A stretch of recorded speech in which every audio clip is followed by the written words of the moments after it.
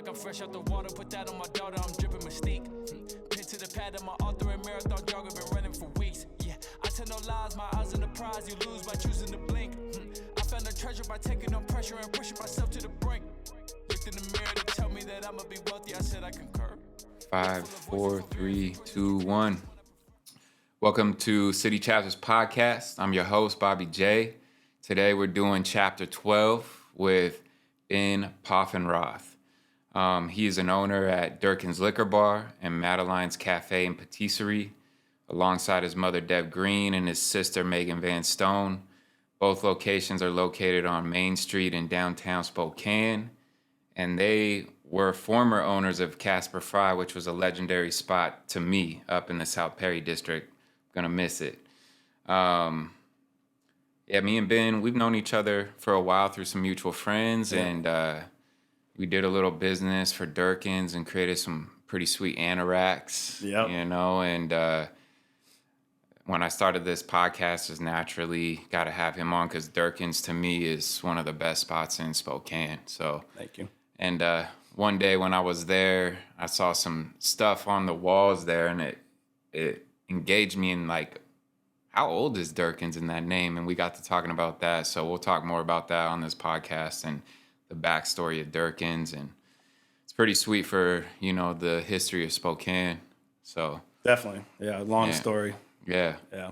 So what's up, Ben? How you doing today, man? Good, man. Just, liking the summer fall vibes, still kind of going right now. I can't remember. I mean, I'm not saying it hasn't happened, but I just don't remember October like this hot.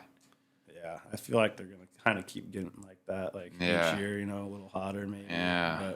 But I like it. I like the cool, crisp mornings and nights, and then hot during the day. I do too. Yeah, it's nice. The only concern for me is I'm an avid snowboarder, and I'm like, it might not be a good year.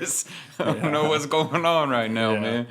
So might have to start traveling further to snowboard, I guess, is what it is. But all right, cool. So what's your backstory? You born in Spokane or? Yeah, born and raised in Spokane. Nice. Went to school in Oregon for a little bit. Came home and started working in the family biz. Went to college? Yeah, I was going to Lane Community College in Eugene, and was just dealing with injuries from running, so I came home to just do more rehab and save money, honestly. So you went to college because you were, we gonna bring it up. We were laughing before we started recording, but this guy right here is a 2-time cross-country state champion. 2 times. 2 times. He's got the bling bling, y'all. Yeah. No joke. It's hanging up at home. Yeah, right. Oh. Yeah, so... Well, let me wear them sometime, man. Okay. I'll wear them. All right. You know what I'm saying? Dress up for Halloween. Was going to school down there for running, and then just wasn't working out. Came home and went to Eastern, got on the team there, and just kind of fell out of it. Yeah, So, and you said you dealt with some injuries. yeah, had a lot of injuries freshman, sophomore year. Was going to Eastern, was getting back in shape.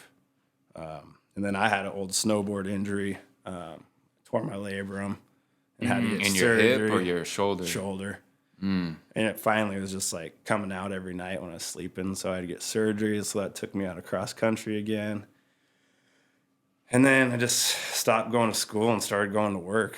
I just kind of got into that coffee mode of doing things at Madeleine's. I wanted to open my own coffee shop, my own roaster. And so, I just, one day I stopped going to class, and my mom was like, all right, well, if you're going to do this. Yeah. So how, I like understanding some of these things that were maybe hard to go through at an age. Like, so when you were in high school, successful at cross country. Yeah. That was just something that you just fell into from like a younger age, when my you were really young, or older sister started doing it, so then I started doing it. Gotcha. We did all the sports, but that was one that I excelled at. And from there, it was like, all right, junior Olympic track every summer, and traveling across the country, which was awesome. As a young kid, getting those opportunities that you appreciate now more than you did then. But, right. Yeah. So, I mean, regardless, and like you said, we don't want to live in our past about some accomplishments, but I mean, that must have been quite a feeling to be a state champion regardless. Like that's like a pinnacle of achievement in high school. yeah. To be a state champion. That's in high school, there's not really too much higher than that within like the realm of the school. You know what I mean? Yeah. So, No, it was rewarding. I definitely put in all the work. Put in the work. Yeah. Like I said, we did that junior Olympic track every summer, and that's every day. And then we'd travel on the weekends to races.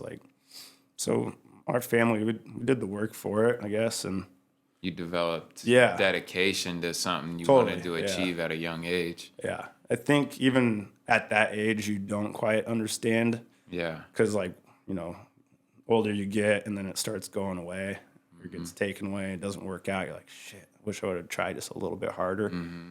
But it's so hard to see those things, but you still put in that work though to get to that achievement, you know, which that shows out of everybody in this state that you put in that little bit of extra work, So it says a lot about you as a person, not just like, oh yeah, he's state cross country champ. Like, no, it's about the work ethic and dedication that it takes to get to achieve something at that level.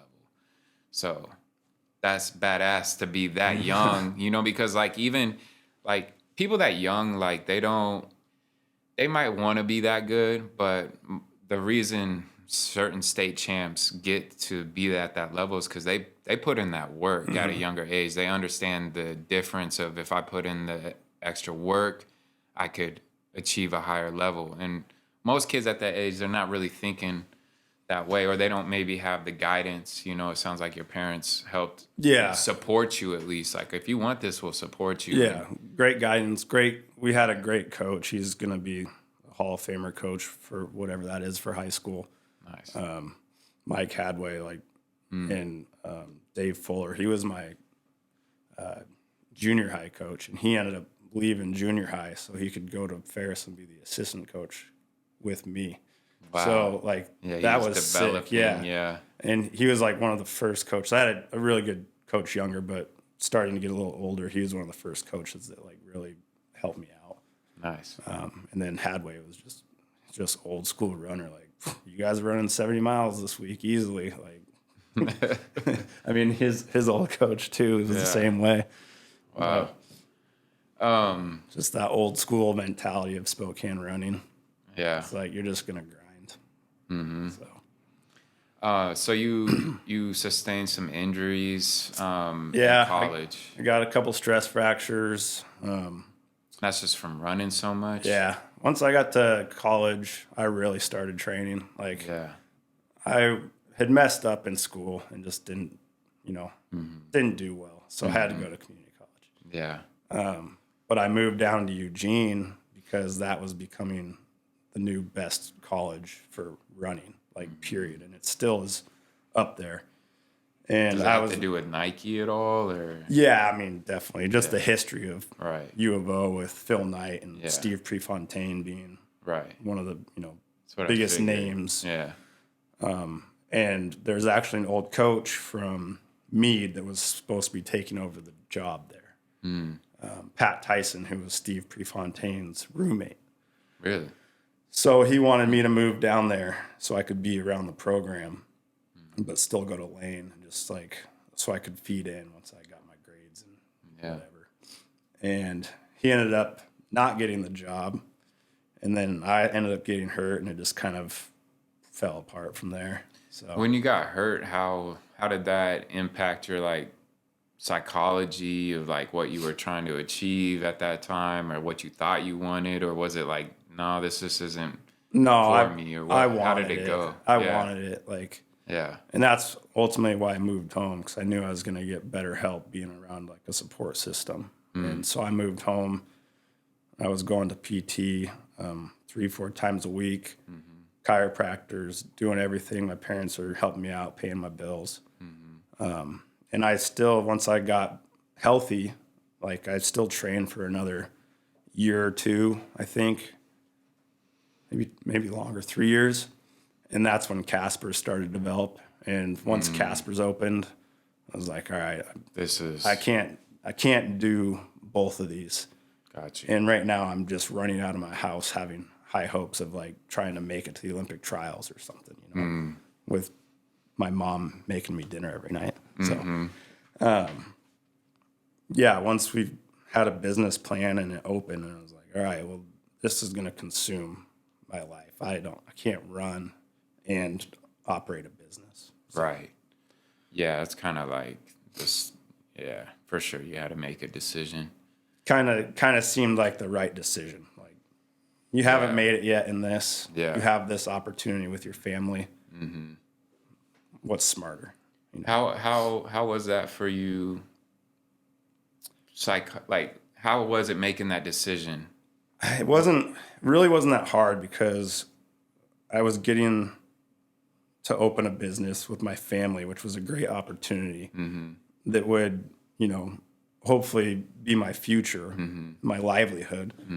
So it wasn't that hard. And I, had been up and down since I left high school. So it's like, all right, like, you felt like this train's probably gone. Like, you gave it your best shot. You felt that, and were like, this is a good transition time. Yeah, I didn't feel incomplete. I think I just kind of realized, like, had been in the running world for so long, like, this is what happens, Yeah. You get a shot or you don't get a shot. Right, and that window's so small. Yeah.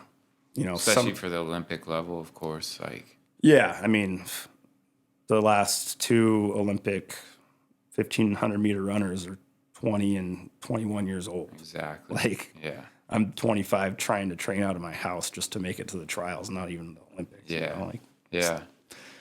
Yeah. No coach, no nothing, just me out running. So, did you do any other sports growing up, or just cross country? No, I did them all.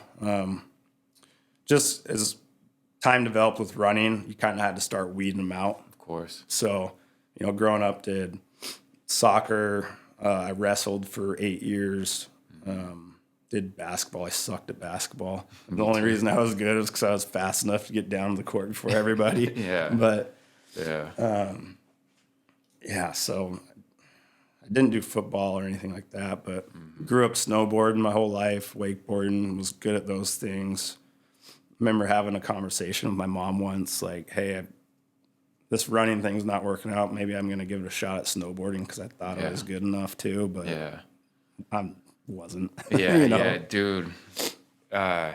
Snowboarding's funny because if you're good around here, your concept that you're good is a little skewed. Yeah. Especially like in the era we came up in. I mean, we had videos and stuff. Yeah.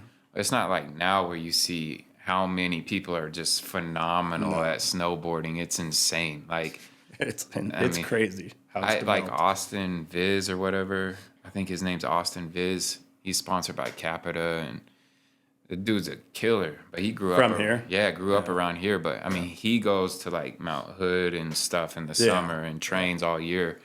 But I mean, he's been getting a lot of looks lately, like just in the snowboard world. So I'm excited to see where he goes. Yeah, I love snowboarding too, and there was a time where, I felt like I could have made a decision after high school to move down to a place where it's like, all right, I'm gonna give this a real shot, because you can't get to that level in our region. It's just not available. No, and like our mountains are really small mountains. Like we think, what I mean? They're like the East Coast are like, damn, these are mountains. Like, but if you really know snowboarding, like our mountains they're just really almost glorified hills. You know what I mean? Like they're not big mountain riding, and it's fun, and I'm super thankful for them. But to get to that next level, you got to expand to other terrains. So you sustained a labrum injury from snowboarding too? Yeah, I was at Mount Hood actually, and just messed around in the park and fucked up. Yeah, I had a torn labrum in my hip from soccer and skateboarding, and snowboarding too a little bit. Yeah, but that was rough, man. Yeah, it hurts. Yeah. Did you have to get surgery? Yeah. Yeah. Yeah. The surgery worked like really well though. Yeah, definitely. Yeah. All right, so you sustained some injuries. Yep. The last one was I got tendonitis in my Achilles for like 13 months. Ooh. So that was. What was that like, man? That sucked. That was terrible. Like can't even put no pressure on the heel type stuff? No, I was in a boot for probably 3 months, 4 months. Wow. When I got home. And I mean, I was trying everything, doing shots, trying like these little, I can't remember what they're called right now, but it was some kind of patch that was supposed to just, I don't know. I was just doing like everything. Yeah. Just go and see doctors all the time. So it sounds like you really, through your training, you put some work in, man. Yeah. Like it started causing some serious problems from that much running. Yeah. Yeah. Did a lot of cross training, like so much fucking cross training, which is, that's the worst. Like sitting on an elliptical machine for hours or in a pool.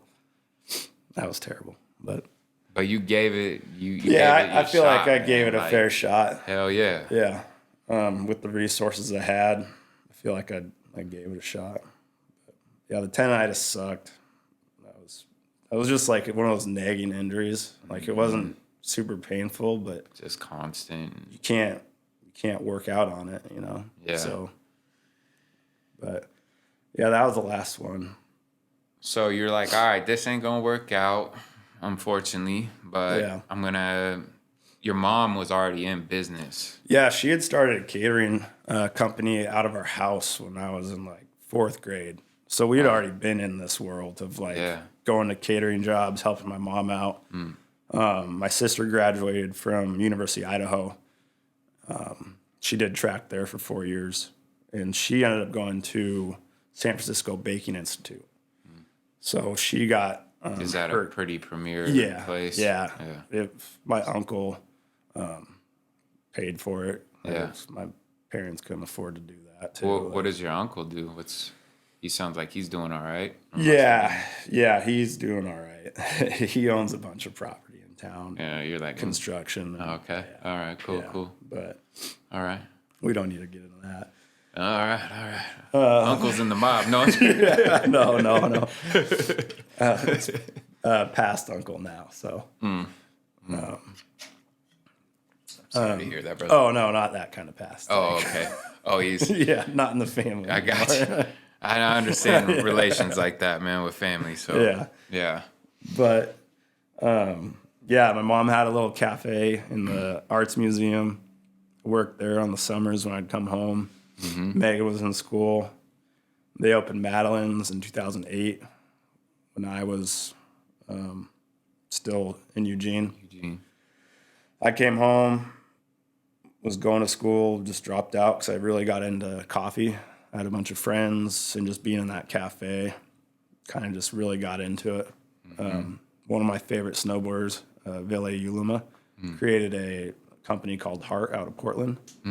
And so I'd followed his career through snowboarding, and then saw he was doing coffee and like doing really good coffee and blowing up.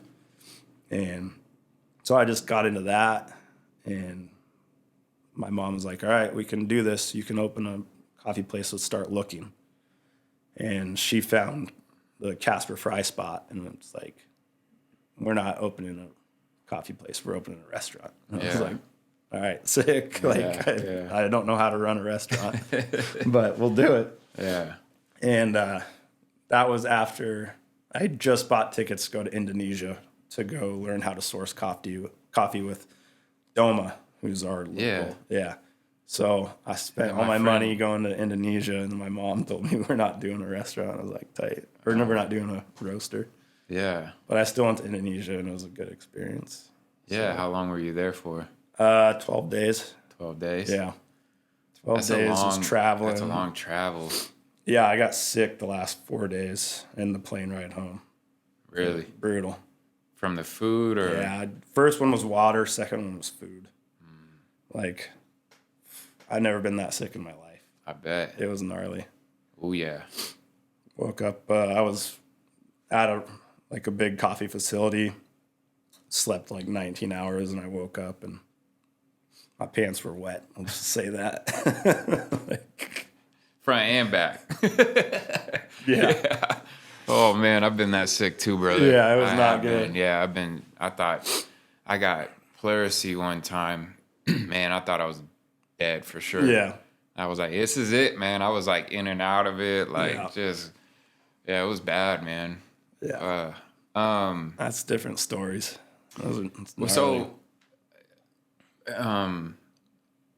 Where else have you traveled abroad? Indonesia? I've been to Indonesia twice, Costa Rica. Yeah, Costa Rica. I was just talking Mexico. Yeah. I mean, I feel like I haven't really traveled out of the country a lot, but I've been fortunate enough to go to some fun places. Yeah, I haven't been out of the country too much. I've been to Iceland, Ireland, Costa Rica.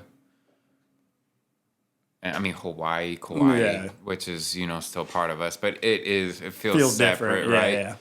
Especially Kauai, that one was pretty sweet, man. Yeah, I've heard Kauai is awesome. I haven't been. It was amazing. Honestly, one of the most beautiful places I've been to, for sure. Do you have good weather?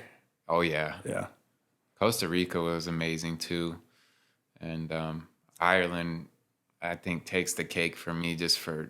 that's where my family's from and stuff. So heritage reasons. So far, but Iceland, I was only there for a short time, but that place is like, what? I know. What's going on here, yo?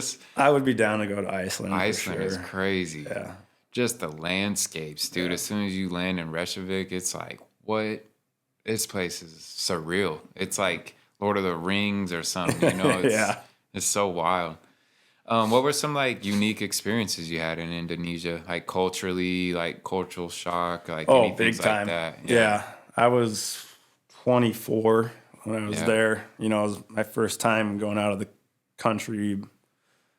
Actually, no, that was the second time. I went to Costa Rica for a month with my friend right when I moved back, and but Costa Rica was easy compared to Indonesia. Indonesia's whole different story, just so poor. And we were in Sumatra, so we were up in the mountains. Because Costa Rica, like, there's some real poverty there, but you're saying the comparison to what you've seen in Indonesia is just like a whole nother level. Yeah, I would say, yeah. Wow. I mean, I didn't hit all the regions of Costa Rica, so I can't, speak fully on that, but I was mainly in beach towns and stuff. Where like, did you fly into San Jose or Libya? Yeah, I flew into San Jose, took the bus down the coast, hung out, Malpais, Santa Teresa. Oh, yeah. Those places for the majority of the time. But like I said, that's all beach town and where most tourism is, so I feel like there's a little bit more money there. Indonesia and Sumatra specifically, I mean, it's just fields, mountains, crazy mountains, cool. Like, it's pretty for, what it is, but you're just talking shacks with no doors and stuff. Yeah. It's pretty poor. And those guys, Sumatra develops some of the most coffee in the world, and farmers, we were there for a farmers meeting with organic co-op coffee, trying to get them to raise their prices, essentially. Yeah. Like, I don't know. I wasn't affiliated with that. I just happened to be able to tag along with Doma and them. So it was a cool experience, but yeah, I sat in like a 5-6 hour meeting in this little building where, I don't understand what's going on. There's translators and whatnot, but people are just burning heaters left and right. And I don't smoke. And I was like, man, this is brutal. But yeah, I mean, streets are poor. There's no toilets. It's just holes in the ground. That was interesting. But, how were the people? Were they really happy mostly? Yeah, I mean, I was on farms most of the time. Yeah. So it was a different experience. The towns are really small. You kind of travel through as you go to each farm.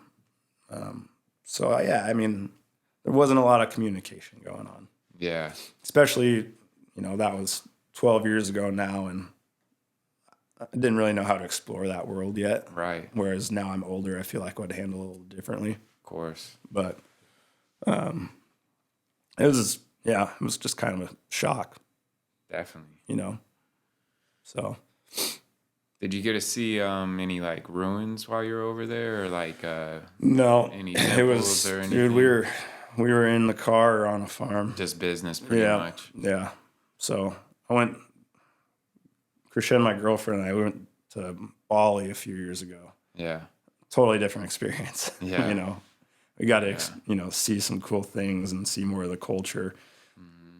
But again, it's bigger cities where tourism kind of takes over, but we got to, I don't know, roam around a little bit, ride on scooters and feel a little bit more comfortable. Yeah. Bali's definitely got that higher class tourist, destination, luxury vibes. And haven't been though. So it's all in what I've seen, Yeah. It's fun. I would definitely go back. Food there is awesome. Like the hospitality scene there, I was blown away with. Like going in like super nice cocktails. Like what the fuck? Like this is better than shit we're doing. With not the same resources. But we were shocked, and every like breakfast is so good there. It's always fresh, like kind of like Costa Rica. Like just fresh yogurt, fresh fruit, like. Good coffee, like dude. It's honestly like it's hilarious when you experience that because it makes you realize like how arrogant we are about our culture. Yeah, you know what I mean. Like you go to like when I was in Playa del Carmen, like 2 years ago for like a month, I was like, dude, all the food I had there was amazing. Every place I went to. Like every single place had just great food, like great service. Like it was insane. That's the other thing with service. Yeah, like just the hospitality is so like so nice and like just on top of it. And, do you have one meal that stood out to you, or is it just? I do. I had this ceviche. Oh my god. Yeah, that ceviche was so good. It still makes my mouth water when I think about that ceviche. And I'd had ceviche before, but then I had ceviche, and like it's different. It was mind blowing. Yeah. Honestly, the flavors like in that ceviche were just amazing. I even and they gave me like big portion too. So I even saved it for the next day and ate it, and the next day it was like just as good. It was It was phenomenal. And like there were so many like vegan restaurants down there too, which was just like, wow, this place isn't all about just getting, like the perception of Mexico, like go drinking. There's like such a major health culture going on in at least that Yucatan area, like Tulum and Playa del Carmen. I mean, and there's everything you want there too. Like there's the partying. I did plenty of that. Too much of it, but it's Mexico, so Rome, right? Yeah, in Costa Rica, I was in like Guanacaste area, which is in like the northwest province. I flew into Liberia, and was staying around Playa del Coco. Yeah. Okay. And is that closer to Guatemala? Or or not Guatemala? It starts with a V. Nicaragua. Nicaragua, yes. Yeah. Nicaragua. It's like right near the border up there in the northwest corner. But yeah, it was amazing. But I was pretty much in really tiny towns. Playa del Coco had like the nice homes up on the hill and like, some nice apartments down by the beach. But then there was like the slums, and like I had this experience the first day I got there. This kid comes up to me with these palm leaves like made into some kind of figure. I don't remember what it was. It could have been like a flower or something like that. And he's like wanting to hand it to me. I didn't know what was going on, but like I take it and then he's, he wanted money for it.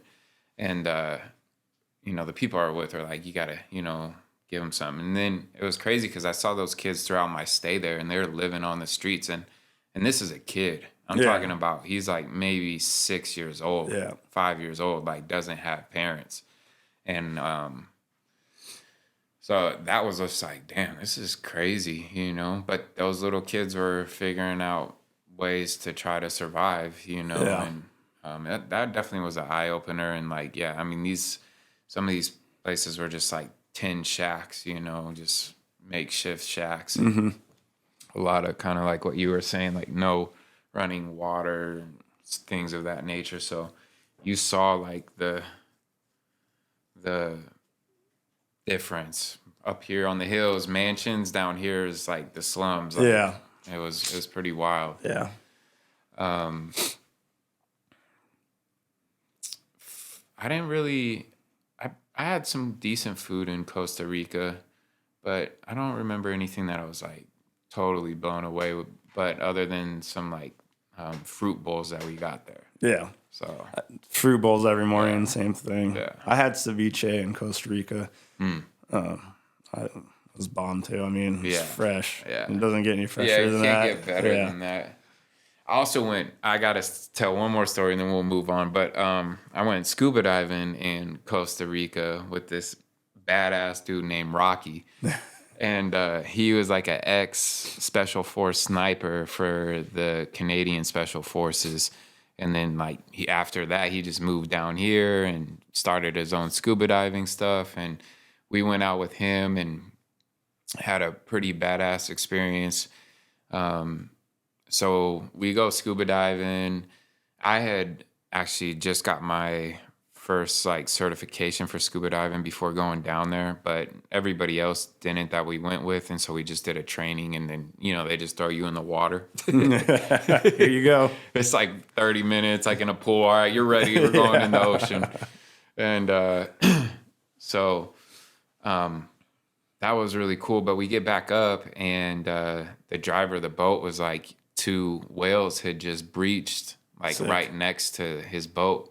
And somehow we missed them underwater, you know. So Rocky's like, "What? We gotta go." I'm like, "Let's do it, man!" Like I wanna jump in with some whales, you know, and see some whales. So like we just take off on the boat and we're just hitting waves, like seeing the whales, you know, with their you know blowholes like spurting the water. And so we're chasing them down, and we thought we got in position to get in front of them and view them as they, you know, of course, from a safe distance, not trying to touch them or anything ridiculous like that, but just to see them underwater. But we missed them somehow. Dang. Yeah, that was so cool, though, just to chase. Yeah, ocean's gnarly. I love it. Dude, it's gnarly.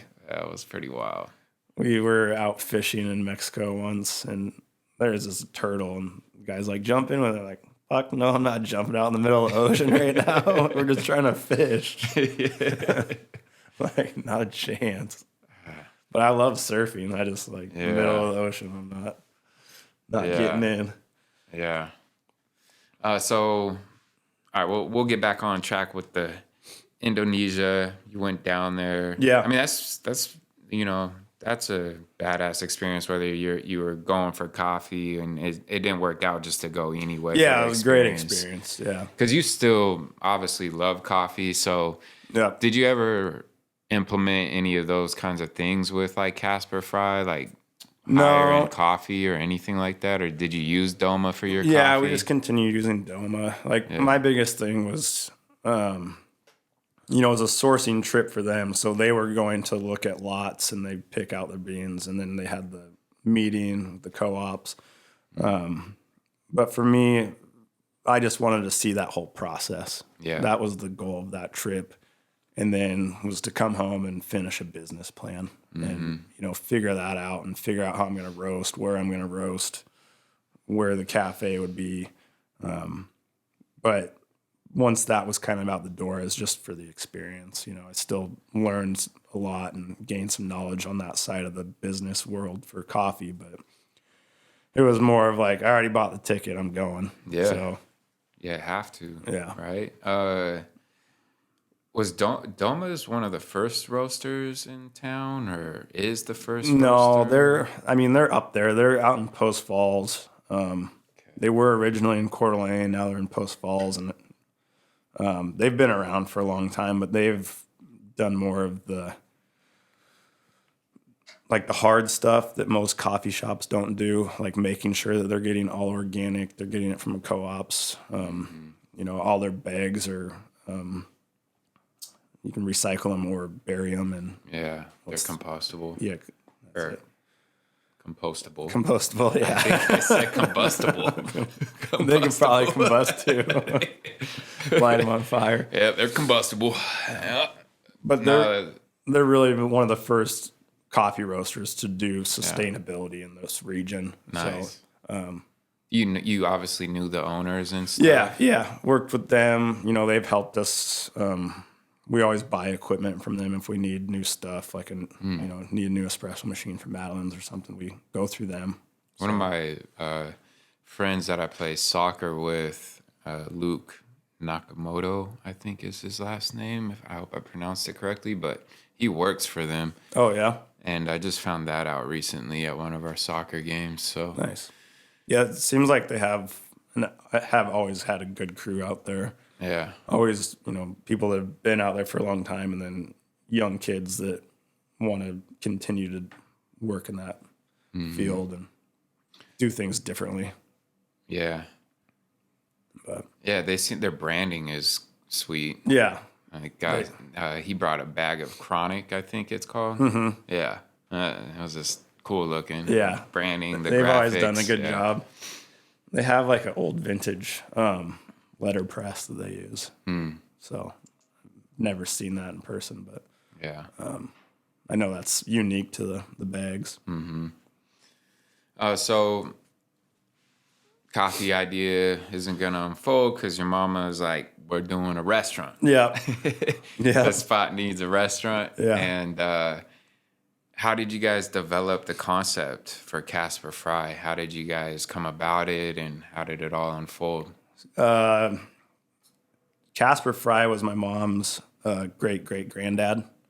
So His name? yeah, that's his name. Okay. Like Casper Fry, that's my grandma's maiden name. What a badass name. Yeah, totally. You just come from a line of badasses. I don't know about that, but I mean, Casper Fry, this guy sounds Yeah. like a legend. so he was from Charleston, South Carolina. Well, so, he sounded Southern. yeah, so- for sure. So that's where the whole Southern concept for the food came in. Okay. And then the design, that's my mom, my sister, and I. We just love that shit, man. We love designing. Yeah. And we would just text each other till 1, 2 in the morning every night, going through the process, looking at other restaurants and being like, oh, this would be sick. And, printing that piece and printing other pieces and being like, all right, how can we do this? Meet with the architects and and then we met some really cool ladies that don't live here anymore, but designers, tables, chairs, lights, everything. And once we got connected with them, we really started to piece everything together because they had a good eye for it, what we wanted. Because we're not technically designers, so us explaining how we want it to look didn't always translate to what we envisioned. So they would be like, "Oh, this is what you mean. Yeah. Let's try this out." Yeah. And then the architects would draw it up and be like, "Fuck yeah!" So they helped you execute the vision Yeah, that you guys had yeah. and translate it into Translate it into the hard yeah. product. So they would build us lights and So everything was custom made. yeah, that was the one thing that we were most proud about. Wow. We had a local guy who has this huge company now called Old Hat Workshop. This was before he even started, or was just kind of starting. He built all the tables for us, built the bar tops with his neighbor in the Perry district. So we really spent a lot of time working with people and handcrafting it because we didn't want to just go to a store and buy restaurant chairs, we wanted it to look sick when people walk in. They're like, oh, this place is rad. And then each piece has a story behind it too. So that was how that developed for the design, and then the food just kind of came naturally because of Southern food. You can figure that out. Yeah. I'm not a cook, so we're gonna have to hire a team. My mom and I are gonna have the final say in what we do, but ultimately it's going to be the kitchen that's going to develop it.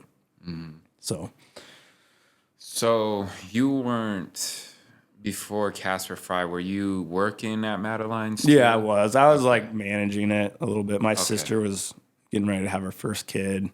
So I was kind of running the front of the house stuff, and my mom was still cooking. My sister was still baking. So, Where is Madeleine's located at that time?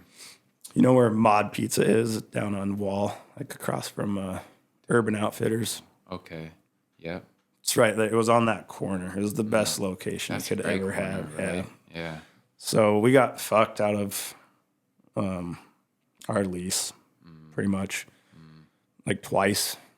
I think my mom finally learned her lesson. Yeah, Yeah. because we were planning on expanding Madeleine's into the unit behind us, and so my mom spent like $20,000 on architect stuff, on a handshake with the building owners, and then they backed out. So Damn. lost that money. And then when our lease was up, they just jacked the price. So that was that. But it was a great location. I mean, I know my mom still wishes she was there for sure. Yeah, such a central place now. There's so much foot traffic nowadays there. Best patio downtown too. Yeah. Like it was sick. It was busy. I mean, Wait, was that? Is it the bar that was behind there? That one bar that had some bad rap? Yeah. Which there's still nothing there, I don't think. Could have had such a tenant. A prime. Yeah, they could have had a tenant this whole time. Yeah. And it's just like this building right here. Like, you know, this brick building right here. Like, it's been empty for years and years. It's a cool looking building, but nobody will rent it because these guys want so much for it. And it's like, yo, like, you know, come on. Yeah. And especially like for you, like you guys have been there. Like, yeah, we were there. Where at what point is there, you know, I mean, I don't know, shrewd business, man. Yeah. It is what it is, but yeah, we were 10-year tenant. 10 years. Yeah. It's crazy. Never not paid our rent or anything. Yeah, So like come on. Yeah. But the way of the world, you know, it is what it is sometimes. So you guys had Madeleine's at that location at the time. You start developing Casper Fry. What I love is that you guys, and I guess this is why I love your guys' establishments. This makes a lot more sense hearing it from your side of things, because when I think if like I ever opened a restaurant, like every detail and how the experiences of you coming into that establishment is going to be thought of, you know, and like, it sounds like that's exactly what you guys did. We're not going to just do stuff that you can just get out of store. It needs to be all unique. It needs to have a certain feel, a certain aesthetic. It needs to, you know, encompass a certain idea. And that's awesome. Plus you're doing it with your family, which you guys work amazingly together. Yeah, we do. I mean, like no real hard times with your guys' business relationships. No, I mean, we're like any family. There'll be a little tiff here and there, but it's squashed immediately. Like, my mom and my sister, they butt heads a little bit here and there. Right. I feel like I'm the mediator sometimes. Yeah. But no, I mean, my mom get along great. My sister and I get along great. My little sister works for us right now, and we get along great. Like, oh, that's great. It makes going to work a lot easier. I've met your mom. I haven't met your older sister or younger, but your mom's amazing. Yeah, she's rad. Yeah. And she loves City Chapter, so you know, she got your support. Yeah. So, so what year is Casper Fry opening? We were hoping to open in 2011, which is funny because no, we opened in 2011. No, we opened in, I'm thinking of Durkin's. We got all the branding and everything done. We were just waiting on contracting. So we had our brand made, established 2011, but we didn't open until June 2012. June 2012. Yeah. And once you guys launched, well, how did it all unfold from there? Like as far as the response from the community and word spreading and It was gnarly, dude. Like, Did it go crazy? yeah. Yeah. I have a picture at my house of like the first couple days of it being open, and Yeah. like people wouldn't wait outside to get a table. And, you know, I'd never run this kind of restaurant before, so I'm kind of figuring out like, Yeah, you got thrown in the deep end. yeah. And my mom really hadn't done a full size restaurant like this either. It had always been kind of like a cafe that, you know, at the end of the night would do dinner service. But Yeah. so we missed some things definitely at the beginning. And that's one thing that we felt like we needed to not do with Durkin's. But yeah, like people were just wrapped around like the whole restaurant where we couldn't even get to tables, like to give them their food. Yeah. And then our biggest flaw was we designed a fucking tiny kitchen for an 85, 90 person seat restaurant. So it just, that was frustrating and a big learning curve. Like, but I mean, everybody was stoked. First year went really well. Second, third, fourth was like sick. Like, this is doing great. And I think it was towards the end of the second year is when we got approached about Durkin's. So, Let's stay on Casper for a second. Yeah. One, because some of the best meals that have stayed with me are from Casper. yeah. The buttermilk chicken, what one time was just like what? Yeah. Dude, I was tripping. It was so good. And then another time you guys had this special, and it was for a birthday dinner that I did there, and it was like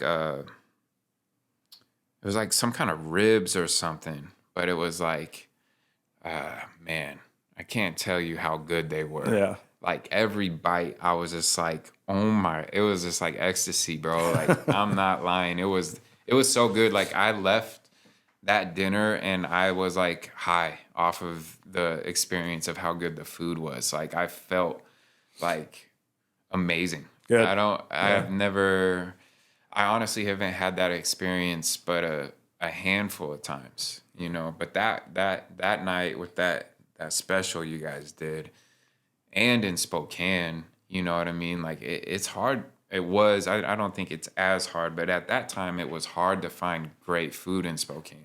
I think we're at a way better place than we used to be. I agree with you on that for sure. Yeah. Like, I think that there's some really great chefs in town. Yeah. They were here before us, probably be here after us. That did great job, but I feel like we built that ambience now too, and kind of built like more of a complete package. Yeah. I think that. Sorry, go ahead. Yeah, I think from that perspective too is like a lot of times maybe the food was really good. The food might have been great, but the experience dampened what your experience with the food would have been if the ambiance and the experience and the customer service was at a higher level. Yeah. You know what I'm saying? Because like even if your plate's really good, but there's other things lacking, it's going to affect the way you feel and interpret and taste the food. Yeah. And like, because you guys thought about these things at deeper levels, like the love that you put into an environment, it helps saturate the whole experience with that. You know what I'm saying? Yeah. And like I said, I'm going to miss Casper. I know it was time, but that still, like, I feel like that meal will be a meal that I'll always remember. You know what I'm saying? And like, that's a crazy thing. That's right? what you want. Yeah, that's what you want. As a business owner. Yeah, that's like, for sure. That's the goal, Yeah. you know, to have that meal that somebody was like, yeah, that one time at Casper Fry or wherever it was for that person. Like, Yeah. So, you know, that's why for me, I just felt like it'd be awesome to have you on because I don't really have that experience with any other restaurant owners, you know, at that level. I've had some great experiences, but that level, it's hard to beat, man.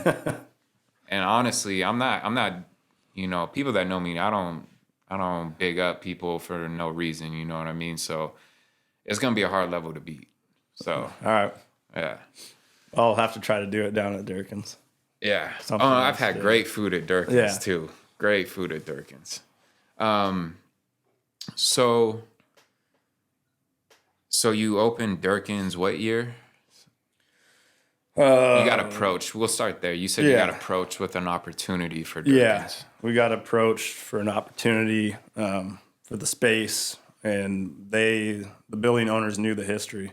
And my mom and I had already had a plan developed for a restaurant. Like, we had one in the back pocket. Like, all right, if we find a good spot, let's try to do this. What was your plan for it prior to knowing the building and the back history? And our plan was to do Durkin's. Like, it was. Well, we wanted that same feeling, but Durkin's, like, finding out that it was a Durkin's restaurant, totally, like, just escalated it for us. You know, it was like, oh, this is actually perfect. This will match up. Like, so you actually wanted to do a restaurant called Durkin's? No, sorry. Okay, we wanted to do a style. We wanted to do that style. Okay, like, we wanted to do that style. Yeah, and it just, like, I was like that. It just came together, like, so easily. It was like, oh, this makes perfect sense. Perfect. Like, yeah, we wanted to do a basement bar, or like a speakeasy. Like, because I've always wanted to do, like, a higher end cocktail bar. I wouldn't say that Durkin's is necessarily that anymore, because we do have to be so fast, and it's like we can't take 10 minutes to make all the fancy drinks. Like, it has to be streamlined in some way. But I always wanted to have, like, a bar and just big whiskey selection, and we wanted to have an open kitchen. The downstairs bar, man. Yeah, it's sick. That place is another legendary I like spot. drinking there. Like, I love it. Yeah, I'm not even drinking now, but I still, like, sometimes I haven't been there in a while, I guess, but even a few times I haven't been drinking, and I just spend time with friends there, because it's the kind of environment where you're spending time with friends. And, you know what I mean? You can chill and talk and hang out down there. And I love that little tucked away. Yeah, it's a good vibe. I mean, it is. Speakeasy vibe. I think I'd get sick of being there all the time. But when my friends come into town, they want to go there, I'm like, yeah, let's go there. It's fine. Like, I like hanging out here.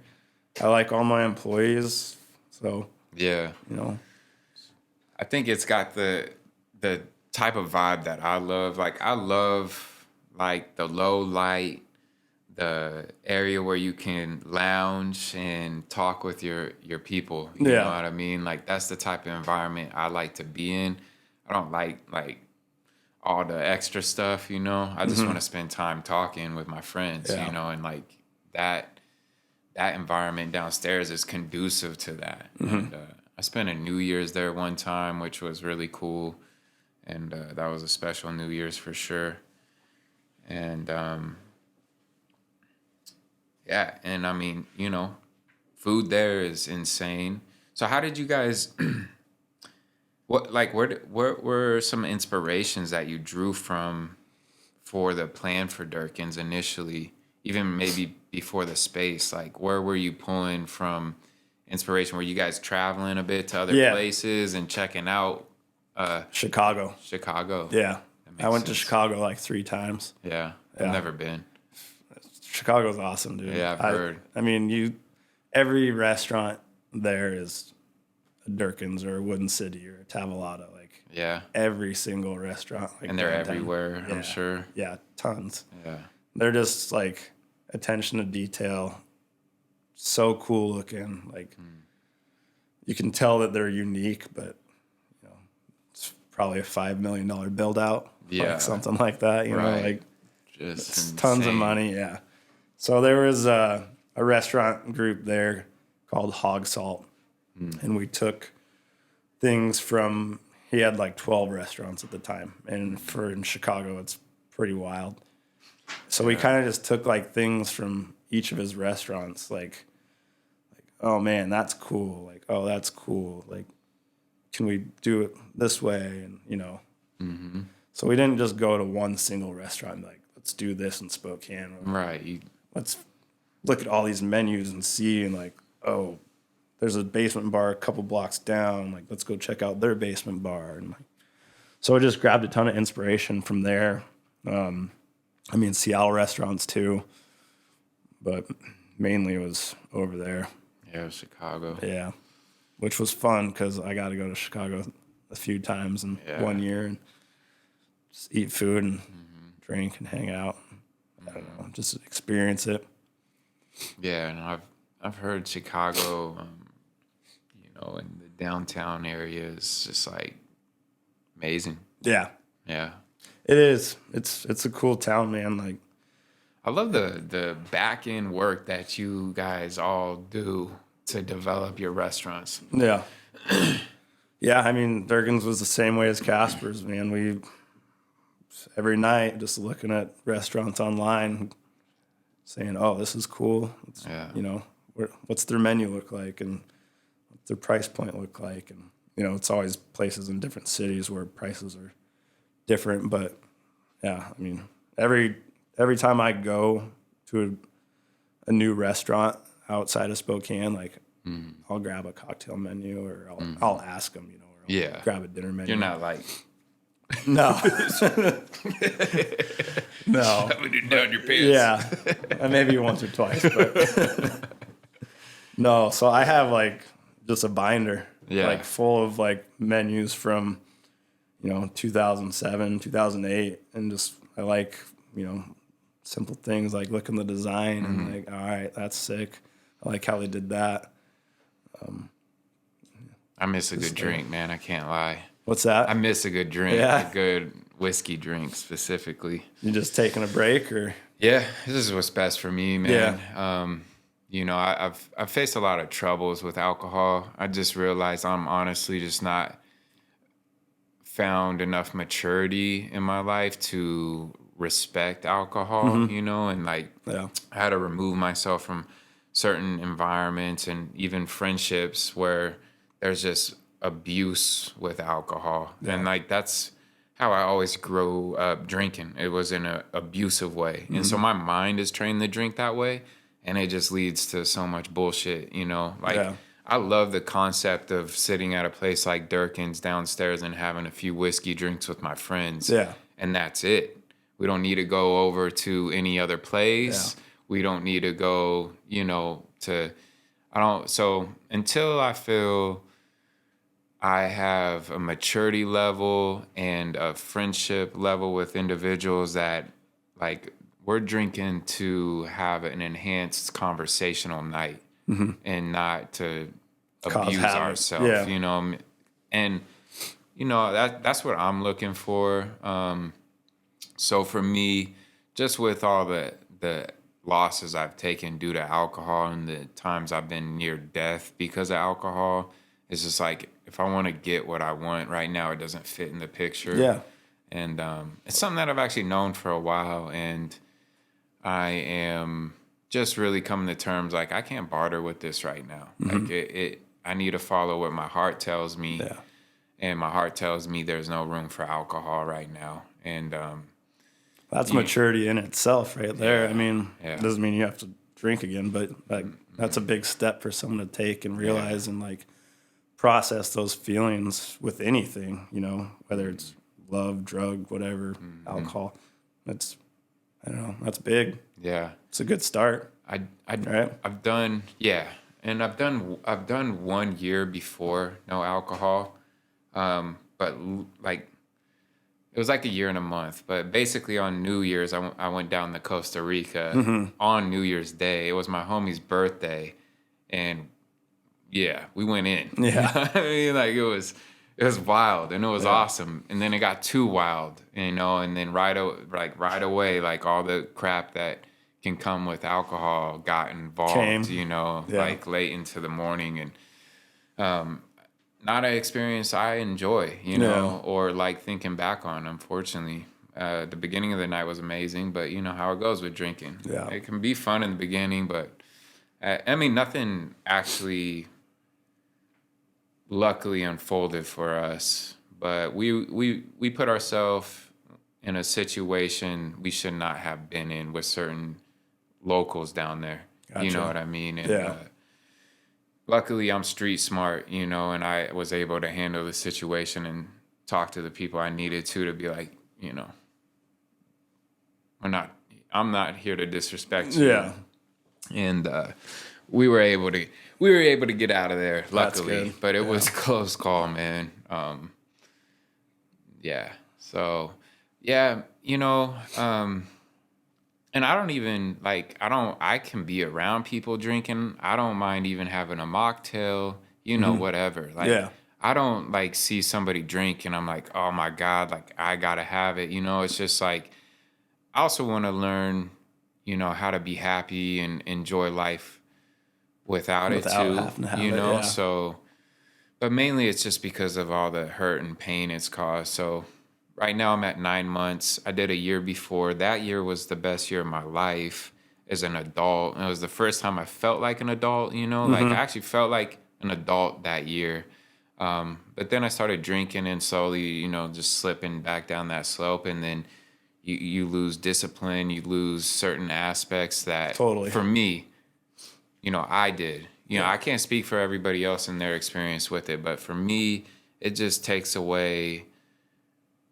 I feel like what's great about me, and it puts me at risk at such a high level that any person that would analyze that would be like, why would you take those types of risks? Yeah.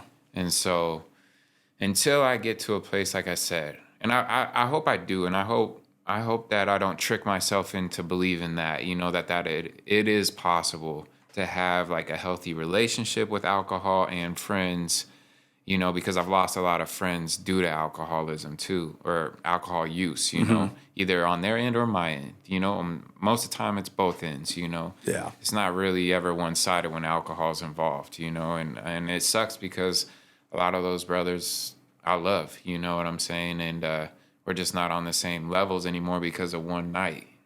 And not worth it. It's not worth it, you know? I don't want to be that guy, and I know deep down they don't want to be that guy, and I can admit it for myself. Some of the things I've done while drinking, it's just who is that, dude? It's not who I really am. Yeah. It's who I can be if I'm drinking. I think everybody can admit that. Right, yeah. And I just have high aspirations and dreams for myself, man, and every time I felt like I was getting to a place, I'm feeling good, I'm feeling myself, something with drinking just batted me back down. You start back over. And now you're starting back over even further back than the last time you messed up. And so every time you get hit down with a mistake from alcohol, in my experience, it's it's harder to get back up each time because you start losing so much self-confidence and what you're capable of achieving, or that you can make the right choices for yourself. So that's how I correlate with it. And I'm I got to start making the right choices for myself, man. And right now, alcohol doesn't fit in that picture. But, I hope one day in the future, when we're older gentlemen, I can have that whiskey drink with you, man. Yeah, I look forward to that day. Because I also feel like you're the type of guy I could drink with and be fine, and you know what I mean? Yeah, I don't really get fun. We had fun that one night. Yeah. What was that? St. Patty's Day during COVID, I think. Was that up at my house? Yeah. Yeah. And we walked to the store. Rocket Market, and that was a good night. Yeah. I like playing games. I don't really get too wild, I don't think, anymore. But I'm more into the game life now too, and playing games with friends and all that. So let's talk about Durkin's history, and actually, where the name Durkin's comes from, and why you guys decided on using that name. So Jimmy Durkin, Irishman, ran away from New York when he was 7, 8. And this was back in, early 1900s, probably late 1800s. He ended up in Colville and worked in the minefields there. And then came down to Spokane. And he was one of the first people to realize that he could buy barrels of whiskey and put them in his own bottles. Mm-hmm. So that's where he got started. And then he started opening his own restaurants and bars. Mm-hmm. And he was just kind of a big figure in Spokane in the late 1920s, before Prohibition. And then he ended up dying right after Prohibition. So 1934. But when we were approached about the space, the building owner was like, oh, this used to be one of Jimmy Durkin's original restaurants. Yeah. So looked up the photos and we're like, sick. Like, we got a name and we got a story. Like, this will work perfect for the restaurant that we want to do.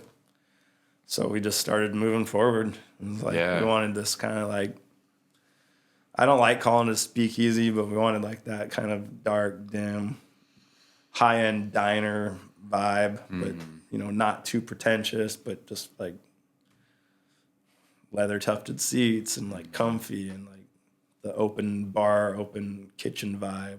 Yeah. So, yeah, that's Jimmy Durkin kind of in a nutshell. I mean, there's a lot of stories about him. Yeah. He used to throw all his bottles in the river so you can still find some of his bottles. That's like all the antique shops have them. Yeah. People try to sell them to us all the time, but he had so many bottles. Yeah. Like people will just like show up at the restaurant and be like, oh, give me $1,000 for these 5 bottles. I'm like, I can go to the antique store and get one for $20. I'm like, yeah, I'm good. Yeah. That's funny. But yeah, he ran for governor or mayor, maybe city mayor, and he took out like ads in the newspapers. And he was like, I bet you if I can sell these cats, I could be mayor. I don't know. He just had all these weird things that he would try to do and like try to advertise. Like, he would spray paint his name on the rocks going out like the highway. Yeah, I seen something too. I think I read where he painted something on a window of another business. Yeah. And I forgot. I didn't have that story down, but yeah, I basically have pretty much what you said. I took this excerpt, saying Jimmy Durkin was born in England to Irish parents. Jimmy Durkin came to the Northwest in the 1880s, opening a bar in Colville too. So he must have been working and had this little bar in Colville, and and then it was like in that silver boom era. Then he came down to downtown and opened a liquor store and a saloon side by side. Eventually he had 3 stores in the city that thrived. When Prohibition hit, Durkin closed up his businesses, but eventually returned to open the Durkin and Ulrich saloon. Yeah. In 1933, and then in the spot of a former card room speakeasy located at the same address as the newly opened Durkin's Liquor Bar. Yeah. So the Durkin and Ulrich Saloon, which is awesome that you're keeping on that legacy. You know what I mean? Like that's crazy. Like that's like the beginning, of Spokane, and you still are carrying on. I mean, it made our life easier. Right. That's right. It's just like yep, that makes sense. Yeah, like we don't need to look no further. We got a name. Like, yeah. When we were trying to figure out Casper Fry, like we were trying to figure out names forever. Yeah. Like that was before we got into the stage. And then finally it was like, my mom's like, Casper Fry. Yeah. And like, okay, and concept's done now, like name's done. Same with Durkin's. Was like, oh, this makes perfect sense. Like, sometimes the name is the hardest thing. Dude, it's it can be, but then sometimes it's just like easy like that, where it's just like, oh, well, that makes perfect sense. Yeah, Madeleine's was named after my sister's high school French name. Like, what? Cool story. Yeah. Well, but that developed. I just developed everything. So yeah. I mean, so how I got inquisitive was one day I was visiting you there, and I saw those Durkin bottles up on your shelving, and I had, for whatever reason, had never really looked up there.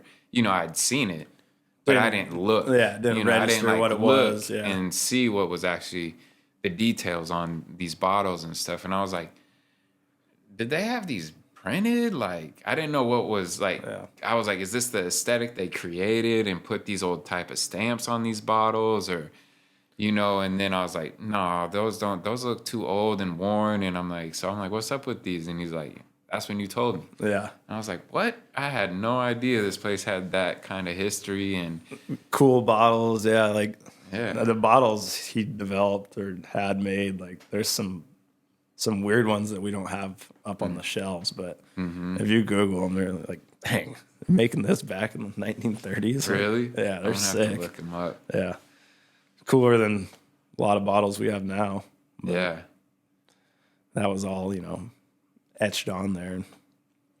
So he was just buying whiskey barrels and then putting his name on a bottle and selling his own.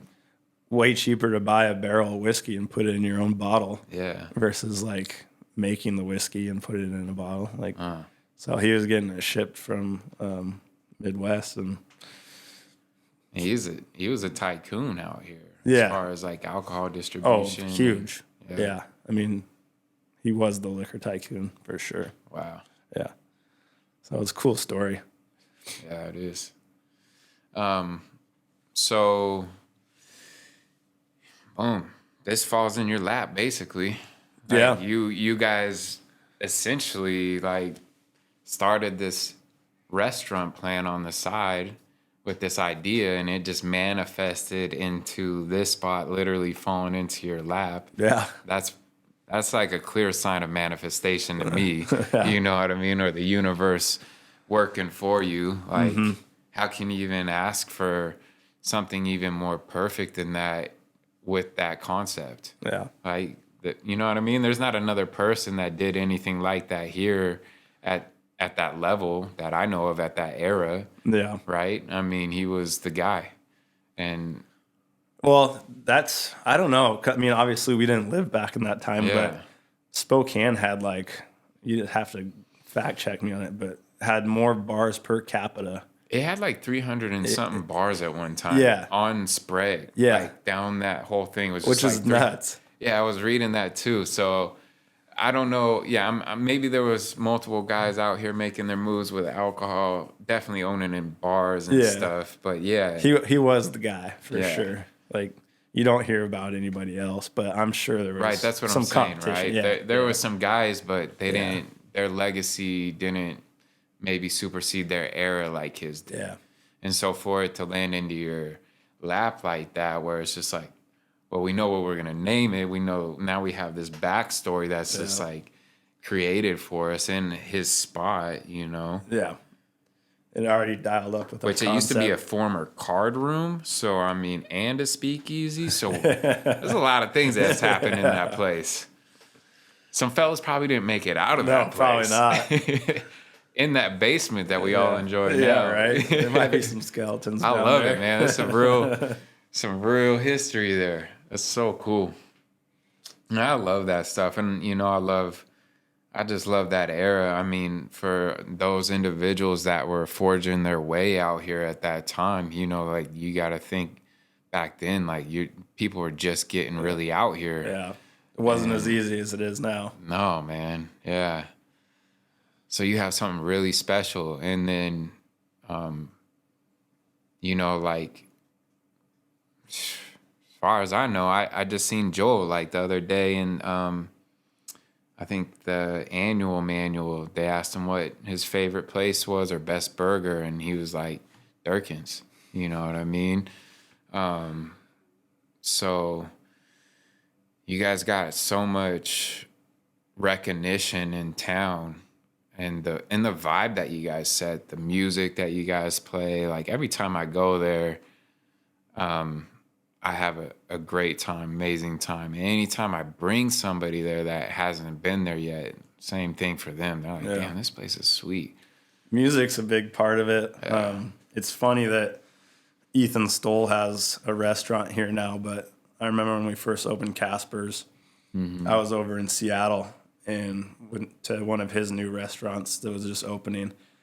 And Wu-Tang was playing in the background. And, that's like a fancy restaurant, nice Yeah. restaurant compared to what Casper's was. But I'm like, dang, he's playing Wu-Tang here. Like, I'm gonna play Wu-Tang at my restaurant. This can be done. I know. Like, I love it, man. so- I remember one time I was in there and Biggie was on. I was Yeah. like, oh yeah, this is a vibe, man. I know my employees get like burnt out on it, like listening to hip hop every day. So like lunchtime, I let them choose, and at nighttime, I'm like, dude, we gotta put something on. Like, Yeah. I want this place loud. Yeah. Yeah. But like loud where it's like, I'll catch people when I'm bartending, like, like older guys, like, oh, who's this? Oh yeah, I remember this album back in the day. Like, And it's not too loud though. No. The music is like at that perfect level where it's allows you to still conversate, but the vibe of the music is there. Yeah. Because I'm a big believer in like a few decimals too high is too much. Like it could just be a decimal too high and it's like, now you killed the vibe. Yeah. You bring it back down and it's like, oh yeah, that's nice. Yeah. You guys have that perfect blend and balance. Yeah. So have you guys got awards for the best burger too? Like, or voted best burger and all that kind of stuff? I don't know. Because I mean, everybody says you got the best burger. So. Yeah. We're like, I don't know, but We might have like the first couple of years we were open. We don't pay attention to that stuff too much anymore, man. Yeah. Like we're not doing it for the awards or anything like that. True. I correlate with that a lot, man. So it's nice to be recognized. Like doing stuff like this. Like I would rather do this than get an award in the Inlander. Right. That's just me. But Well, thank you, man. I appreciate that. Yeah. You heard it first. No, I'm joking. Plug. Yeah, no, I mean the burger's great. It's kind of doomed us a little bit. I read something, you don't eat it though. Not anymore. You're Like I will. dude, I had so many burgers. Yeah. I can't do a burger no more. Yeah, I don't eat it much anymore. Like every couple months I'll have one if I'm. That's where I'm at with burgers too. I like burgers, but there's no way I could eat them like a lot. No. It's like a specialty. Like I'm gonna get a burger tonight, and it's been a good minute. Yeah, because it takes like 3 months to digest one. No. So it's like You're not you gotta far space off, them man. out, Yeah. man. Yeah. But you do have a damn good burger, man. Yeah, that's damn good. All our food's good. We have a great new chef right now. The wings, I'm a wing connoisseur. I love wings. Love the wings there. What are your favorite wings in town? Ooh, favorite wings in town. They used to be Flying Goats. Yeah. That was definitely up there. They had these type of wings. Yeah. They were like they got discontinued. They're so good. And they told me that. And I was like, what do you mean they got discontinued? Yeah. Like, what'd you do with the chickens? I don't understand. It was a special cut wing that please explain this to me. for him, and that company just stopped doing it. I was like, that's fucked up. Yeah. What'd you guys do to the chickens? Those were so good. Like, I thought that was just hilarious, honestly. Yeah. Like, more, like, what do you mean it's discontinued? Yeah. They're not cutting their own chickens. They're not cutting the chicken. Oh, man. But yeah, those wings, and I think No-Lie used those same wings for a time, too. I believe, because one time I went there and I had them and they were the same style of wing. Mm-hmm. But I've never had better, meatier wings than those ones. No. And the sauce that Flying Goat used was really nice. And they still use it, but it's just not the same without that substance. Yeah.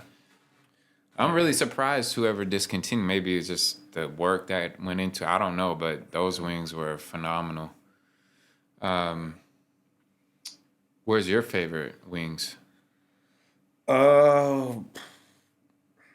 Depends what kind of wing I'm in the mood for, Like, honestly, the PI has some good wings. I like the PI too. Like, those are just good Which fried, I think crispy wings. They're the same as Flying Goat, aren't they? Like, essentially, because they're the same Oh, I'm thinking Republic Pie. Yeah. I'm thinking Republic Pie. Yeah, no, You're I'm talking thinking about Dive PI. Bar. Yeah, Dive down Bar by the wings. hospital. Yeah, those are good wings. Really? But I love Republic Pie and Flying Goat Wings. Yeah. Those are always great. I'm trying to think of the restaurant out in Airway Heights, what it's called. It's a Vietnamese restaurant, and she does wings out there. And Mama. Yeah. She goes by Mama. Yeah, she goes by Mama, and I'm right next to Solitai. Yeah. I feel bad I'm drawing a blank on that. Dabali? Dabali. Dabali. Yes. Dude, her She has wings good are wings? bomb. They're good. For real? Yeah, swear to God. That lady cracks me up, man. She is they're funny. Good. They're like Vietnamese, sticky, Ooh. Asian, I'm always out in Airway, so I'm going to have to go check out those wings. They're good, dude. Really? Yeah. I would have never... I'm pretty damn sure I haven't had them there. I've eaten there a few times. But I love Solitai. Oh, my goodness. Yeah, I do too. Their Siam chicken. Yeah, Sol is great. I love Thai food in general. That's usually what I get for takeout. Yeah, me too.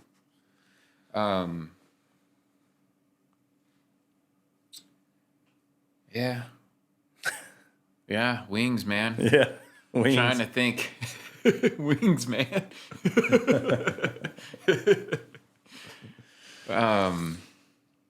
What other selection on your menu's popular? The bologna. Okay. The house-made bologna sandwich is really popular. Mm-hmm.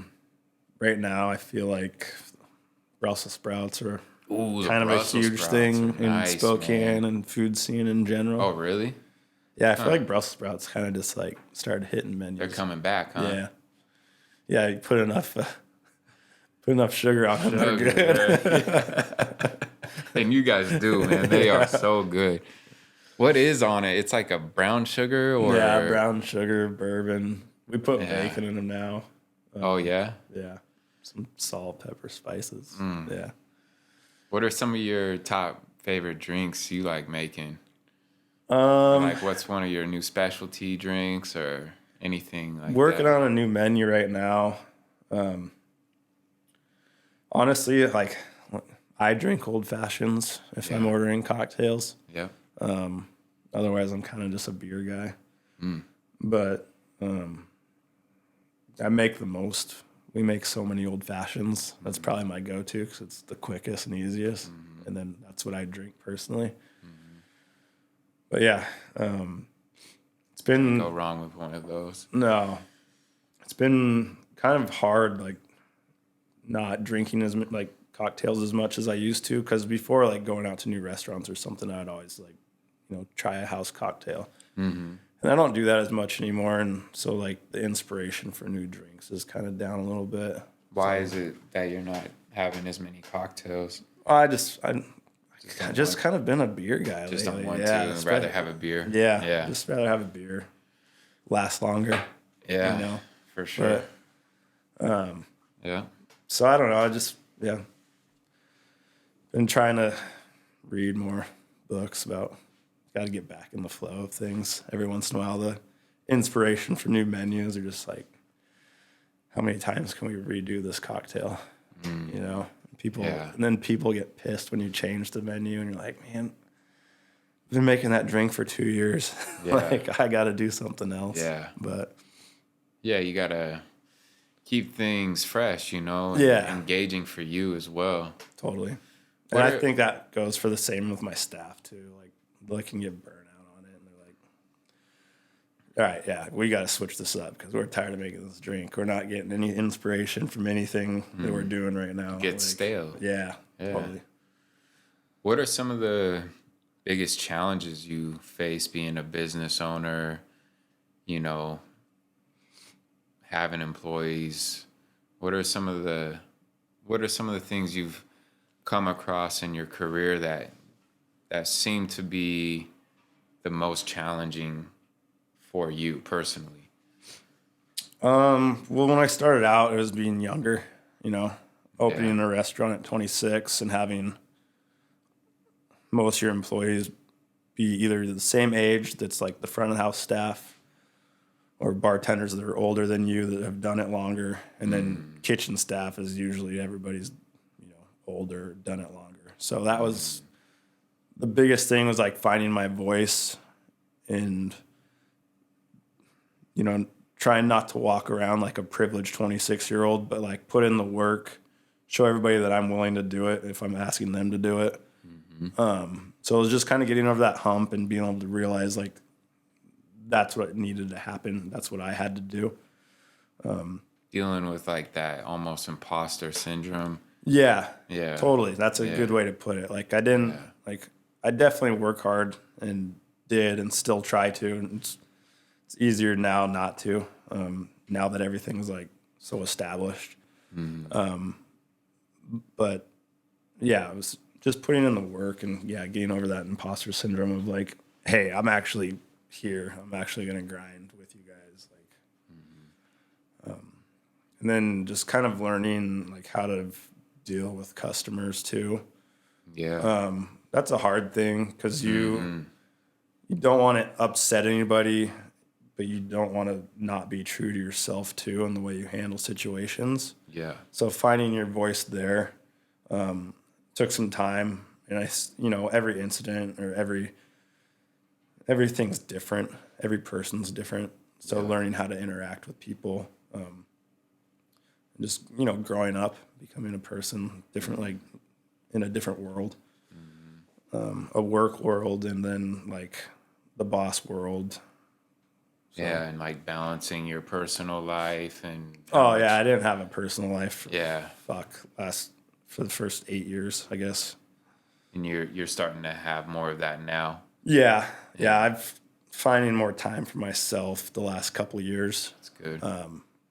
Has been a big thing, and that was part of like letting go of Casper's and selling it, making that decision. Yeah.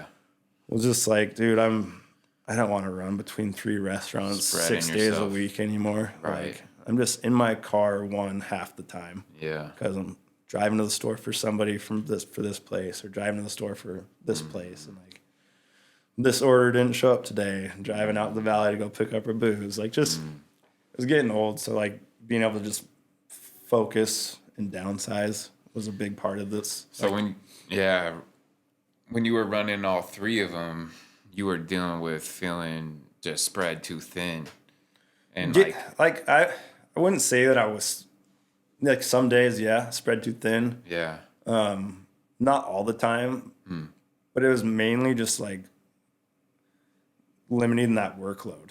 Yeah. Like so I could take that time, like not necessarily like, not that I was spread too thin. I don't think that's the way that I would necessarily do it, because I was still getting the work done. Right. But how much better could I do it, and how much better could I apply myself if there's one less thing and 20 less employees? Got you. So. Yeah, I always think about, the concept of be careful what you wish for, or what are you really building and where does that actually lead you? Because people have these grand ideas of what they want to achieve and what they want to own, but do you fully understand the price you're going to pay for that? And a lot of people get themselves into a situation where they can't get out of it. They become a slave to their success. You know what I mean? And there's opportunities or decisions you're going to have to make along the way to either like pull back from some of it. You know what I mean? Or like, this doesn't really fit what I really want anymore, or it's taken away from quality of life, or, I don't really need to achieve and have all these things to be happy with my life, and so, that sounds like kind of maybe where you were in your thought process of trying to run all 3 of these restaurants and businesses. Would you say that's like somewhere in that realm? Because like I worry about that all the time. Like I'm like, how much do I want? It's like, how how do you want to achieve what you want? Yeah. Really, truly, you know what I mean? And I've seen it happen to people where it's like they're so wrapped up in their creation that you can see they can't stop. You know what I mean? There's no time for life sometimes, you know, in your personal life. And it's like, I want my personal life to be the primary thing, and my business is like secondary, and it thrives though. Yeah. And it does what it needs to for me to live my personal life. That's how I look. And I'm trying to figure it out. I haven't figured that out yet. I'm working through that, but it's kind of how I envision I want my life to be with business and stuff. So I mean, it's good to recognize what you want is your ultimate goal. You know, what's the ultimate goal at the end of the day? Once you recognize that goal, then you can figure out how to take those steps. And like operating a business, it's like, all right, my ultimate goal was like, I want to lead by example. Like I'll be here 60, 70 hours a week. yeah. And now it's like, all right, this ultimate goal has to change a little bit. Like, how do we change that? How can I change what I'm doing to make sure that all the other people are successful at the restaurant, you know? And if they're succeeding, then the restaurant succeeds, right? So that was like, you know, for me, recognizing that, stepping back and be able to adjust things at the restaurants, pay closer attention, but not have to be there so long, but making sure like those things I'm adjusting is making everybody else better. So that was, you know, a big part of it. Yeah. So thinking about how to make sure all your people are enjoying their work, right? As well, yeah. Because if they're enjoying it, yeah, then I'm enjoying it. and your customers are. My customers are enjoying it. And then that gives me, like at the end of the night, it gives me peace of mind to know that I don't have to be there as much. So You were saying something about, you know, working and understanding your different customers and their base and how to speak with them, work with them, be hospitable to them. It sounded like there might be times where there's certain people that are difficult that come in, right? Yeah. It's just part of the nature of every a business restaurant has to business, deal with it. customer service. Yeah. Because for me, like, I'm like you said, you were saying that how do you remain true to who you really are when dealing with somebody, and retaining probably good relations almost as much as you want to, but there's a point where it's like, I don't want you as a client or a customer here, right? Yeah. And those are unfortunate times. You don't look forward to those times, but they do arise. They definitely do arise. And luckily, you get way better customers that want to continue to come back and support you more than you get the occasional person you have to deal with. But that happens, like, you know, like you're saying. Especially like in an environment like yours. Like, if you let those people actually, this is funny. If you let those people keep coming back and back, it taints the environment. It taints your ambiance, and it takes away from your business. Yeah. I just watched Roadhouse again. You know what I mean? Have you seen this movie? I've never seen it. Oh, man. You got to watch this movie, dude. If you like movies. Big movie fan. For sure. Some people don't. I'm like, it's just odd to me, but what else, you know? Yeah. But, dude, Sam Elliott's in it. And where am I spacing his name right now? Brendan, what's the guy in Roadhouse? Patrick Swayze. I don't know why I forgot that. Patrick Swayze. How could I forget that? But I did. Dude, the movie's great. I mean, this dude's like what they call a cooler, and this guy from this bar wants to hire him because his place is out of control. And literally, it's so out of control, man. Like, he gets there, this place has like cages around the musicians playing. It's like a total shit show. Yeah. Like, all these guys there, like, you know, just dirt bags, and like he ends up cleaning up the place, essentially, is what happens. But it's just a classic, dude. I know. I don't know why I haven't seen that movie, because I've heard that Roadhouse forever. Dude, it's great. I watched it one time before, and then I watched it this weekend, and I was like, it just took on a higher level of how great it is to me. That's funny. So, but yeah, it's like you got to curate the environment, just like how and I think like you do. It sounds like for you, especially like with a place like Durkin's, like the way you curated the environment is already gonna disengage certain people from wanting to even be there. Yeah. You know what I mean? Like totally. You're attracting the people that you want. Yeah. And every time I've been there, I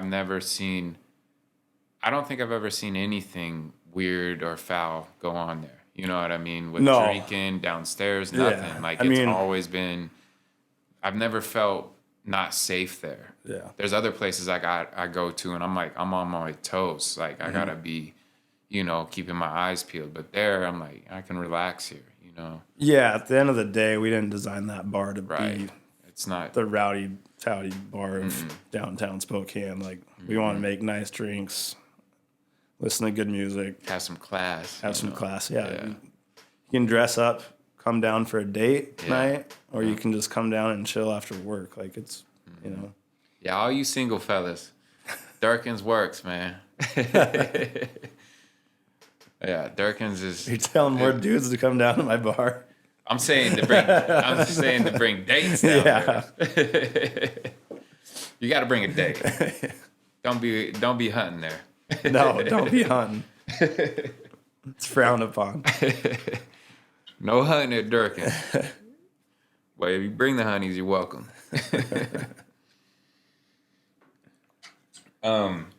You guys got any other projects on the horizon or? No, don't. Honestly, we talk about it every once in a while. Mm-hmm. But my mom's looking for a way out here soon, next couple of years. Yeah. My sister, she's involved, but she has 3 kids now, and she has her own thing, has her own blog, and so she's not there as much. So I don't see us doing another thing as a family together. I do have one of my best buddies lives in Long Beach, and then one of my other best buddies just moved back here from Portland. And we've always talked about opening a bar together. If the stars aligned and we were able to do that, maybe. Yeah. Yeah. So with your mom making the exit, is it that you will be taking over completely? Yeah, I can't see my mom ever stepping away. Like, fully. Yeah. Right. And there's things that she does now that I don't do, and so we're gonna have to spend time doing that. So even if she's technically not working, she'll be helping me with some office stuff and making sure all the bills are paid right. But all the fun stuff. Yeah. So no, I don't know. I don't think she'll do a complete exit for a while. I think she'll always be around.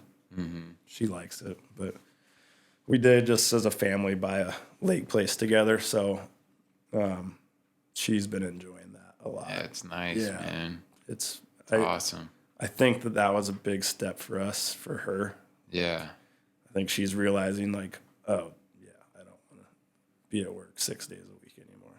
Yeah, there's a lot. I'm fortunate enough. My family owns some property on a lake, and we have a cabin. Yeah, you were telling me about it. Isn't it just it's outside of Medical Lake area, about 40, well, not even 30 minutes from here. Is it a private lake? It is a private lake. Yeah. Uh-huh. It's a glorified pond, really, but it's a lake, and we got a beaver dam on it, like a massive beaver dam. We get otters in it once in a while. Sick. Yeah, we That's get awesome. American white pelicans out there, which they just started showing up a couple years ago. But they do come inland to the wetlands to, mate and stuff during the summer. I just had never seen them, but for whatever reason, they started popping up in our area 2-3 years ago. So now they'll be 30 30 of them out there on the lake at times. Crazy. It's wild. You know, eagles, all that kind of stuff. So, and I help my mom with a lot of the property management because we got 20 acres and it's pretty, you know, a lot of weeds and rugged area. Yeah. But like when you maintain it, it's really beautiful. We set up like bird feeders this year. So we got like birds coming in from all over. Just a lot of cool stuff like that. And, man, I you know, I'm super thankful when I'm feeling like, oh, where I'm at isn't enough or haven't accomplished enough. I try to just get back to the base root of like, dog, you're so blessed. Like where you get to go and spend time whenever I want to. People don't have that, you know, and I do have so much to be thankful in life. And that's something that I've been practicing more in life is just like that gratitude factor, and that I learned like I just don't want to work like that all the time. You know what I mean? Like I want to find that way, that 4-hour work week vibe. You know what I mean? Yeah. You know, like I just there's so many possibilities in this world how you can create income. Yeah. And it doesn't entail clocking in, clocking out, and working 80 hours a week. You know, you don't have to do that nowadays. So I'm figuring it out, and I'm also blessed in a position, and I've set my businesses up to have low overhead, and the way I live life is like I don't really need much to get by, so it's affording me the time to figure out what I really want to do. But you know, for your mom now to have that experience, man, like it's such a beautiful thing being on a lake, and it's definitely something that we don't take for granted. Like we're very fortunate, and I'm very fortunate for my mom because she you know, she laid the bricks and she set us up. You know, she showed us how to become hard workers and steps that we need to do and take, and now it's given us opportunities that, you know, like you said, like a lot of people don't get, and it's definitely not anything I take for granted. Like that, very grateful. And I think that's just part of growing up too, like getting older and being able to recognize what you have, you know, knowing that that's enough. And then, like, I agree, man, because there's the concept of always needing more, you know, and it's never enough. Yeah. You know, so you'll never be happy, essentially is what that means. It doesn't matter what you gain. If you can't have gratitude and be thankful in the moment for the good things you do have, no matter what you gain, it'll never feel like enough. And I, you know, like some of these things have always seemed like cliche, you know what I mean? Practicing gratitude. Oh yeah, dude. Okay, bro. Like, you know what I mean? Like, but I feel like if you can articulate it in the right way of just like, yo, just sit for a moment and just think about what you really do got. Because our mind just wants to focus on what's not good. Yeah. You know, we're programmed that way through our, you know, news media platforms, all that kind of stuff. That's why I don't digest that stuff. You know what I mean? I don't watch the news or anything like that. I try to be very careful of what I digest, you know, whether that's content, food, reading, whatever, but especially just, you know, video. Whatever. The video is the easiest place to get tricked into certain content that's not going to be healthy for you. But I've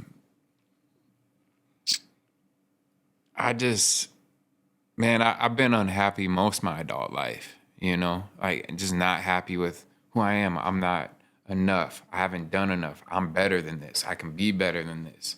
Never happy with where I was. And, you know, granted, probably a lot of that was true and it deserved that, you know what I mean? Because I was making, for a long time, a lot of mistakes, especially in my younger 20s, you know, and living a life that was just ridiculous. And really, you know, in retrospect, I don't know what I was doing. I was completely lost, didn't know who I was. And now getting back to a place where I feel like I'm getting in touch with who I am and I'm living in coherence with who I believe I am and the decisions I need to make,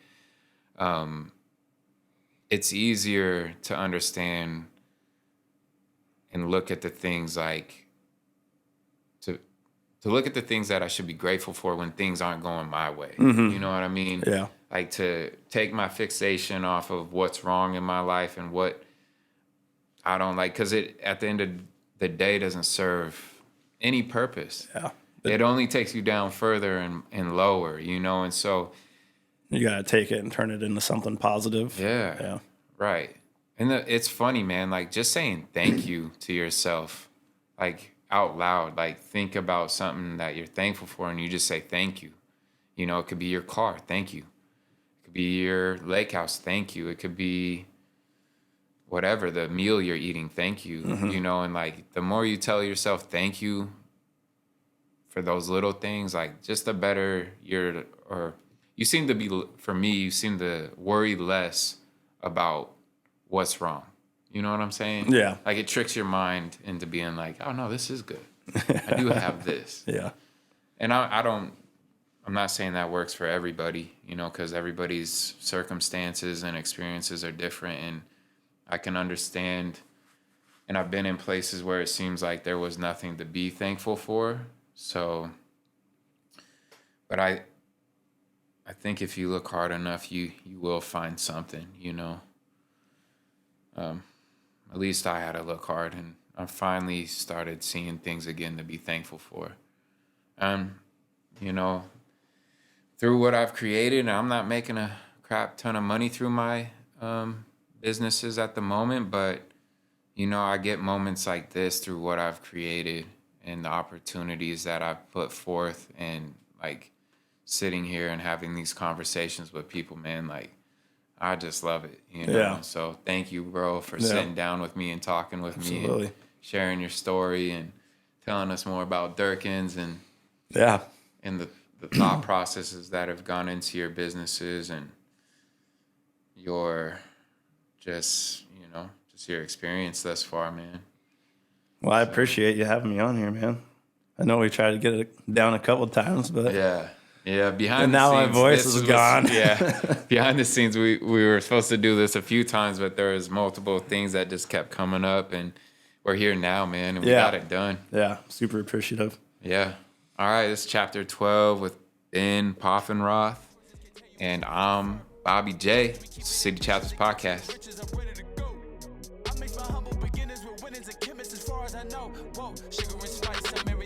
I give you advice, they give you a price. If you paid attention, you'll see what I'm kicking. I'm wasting your money by saying it twice. Shit is a game, you wanna complain, you blaming your L's on the dice. Mama just whipped up the cobbler, so I had to call it a reserve a slice. Whole fam gotta eat, closed mouth don't get fed. So all I had to do is speak.